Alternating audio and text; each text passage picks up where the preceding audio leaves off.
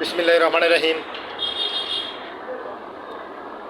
আপনারা জানেন আমাদের দেশের শিক্ষা ব্যবস্থা এমন একটি পর্যায়ে গিয়েছে, সেটির মাধ্যমে আমাদের বাচ্চা কাচ্চারা কিছুই শিখতে পারতেছে না, শুধু আলু ভর্তা আর ডিম ভাজা ছাড়া। আমরা মুসলমান, মুসলিম কান্ট্রি দেশ আমাদের বাচ্চা কাচ্চাদেরকে ধর্মীয় শিক্ষা শিক্ষিত করা, আমাদের বাচ্চা কাচ্চাকে শারীরিক শিক্ষায় শিক্ষিত করা। এই শারীরিক শিক্ষার মাধ্যমে বাচ্চা কাচ্চারা কিছু শিখতে পারবে। প্রত্যেকটি বিদ্যালয়ে শারীরিক শিক্ষা চালু করা উচিত। এই শারীরিক শিক্ষার মাধ্যমে 18 কোটি জনগণ, 18 কোটি মানুষ, 18 কোটি বাচ্চা কাচ্চা কিছু শিখতে পারবে।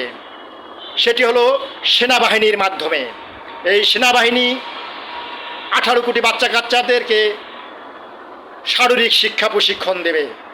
সেই প্রশিক্ষণের মাধ্যমে বাচ্চা কাচ্চারা অস্ত্র প্রশিক্ষণ পাবে, গেরিলা প্রশিক্ষণ পাবে, যুদ্ধের প্রস্তুতি পাবে। সেই মাধ্যমে দেশ এগিয়ে যাবে।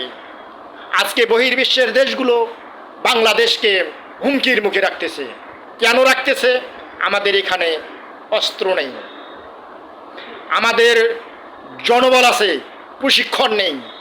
এই প্রশিক্ষণের মাধ্যমে জনবল তৈরি করতে হবে। এটি একমাত্র সেনাবাহিনীর কাজ। আমি তাই উপদেষ্টাদেরকে বলতে চাই, শারীরিক শিক্ষা সেনাবাহিনীর হাতে আপনারা দেন। এই সেনাবাহিনী প্রতিটি বিদ্যালয়ে শারীরিক শিক্ষা নিয়ন্ত্রণ করবে, যার মাধ্যমে দেশ এগিয়ে যাবে।